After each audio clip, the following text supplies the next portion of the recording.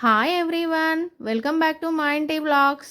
ఈరోజు నేను మా ఇంట్లో ఆలు కుర్మా చేశాను. నేను ఎలా చేశాను అనేది మీరు కూడా చూసేయండి.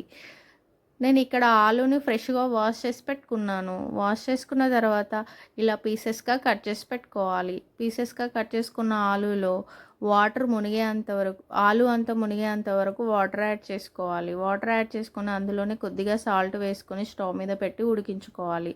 ఒక 15 మినిట్స్ ఇలా మెత్తగా ఉడికించుకోవాలి. తర్వాత స్టవ్ వెలిగించుకొని ఒక ప్యాన్ పెట్టుకోవాలి. ప్యాన్ వేడైన తర్వాత ఒక 3 స్పూన్స్ ఆఫ్ ఆయిల్ని యాడ్ చేసుకోవాలి. ఆయిల్ వేడైన తర్వాత కొద్దిగా ఆవాలు, కొద్దిగా జీలకర్ర యాడ్ చేసుకొని మంచిగా వేయించుకోవాలి. ఇవన్నీ మంచిగా వేగిన తర్వాత నేను ఇక్కడ ఒక 2 ఆనియన్స్ తీసుకొని చిన్న పీసెస్గా కట్ చేసి పెట్టుకున్నాను, యాడ్ చేసుకొని మంచిగా కలుపుకోవాలి. ఒక 3 పచ్చిమిర్చి యాడ్ చేసుకున్నాను.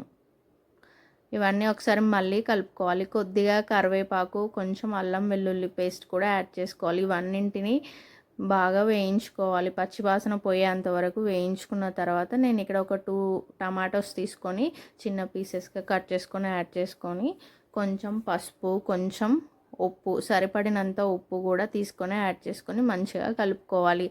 ఒక 5 మినిట్స్ ఇలా మెత్తగా ఉడకనివ్వాలి. ఇలా అంతా కలుపుకున్న తర్వాత ఒక 1.5 స్పూన్ కారం కూడా యాడ్ చేసుకోవాలి. కారం తర్వాత కొద్దిగా జీలకర్ర పౌడర్ కూడా యాడ్ చేసుకోవాలి. అప్పుడే ఆలు కుర్మా చాలా టేస్టీగా ఉంటుంది. మీరు కూడా ఒకసారి మీ ఇంట్లో ఇలా ట్రై చేయండి.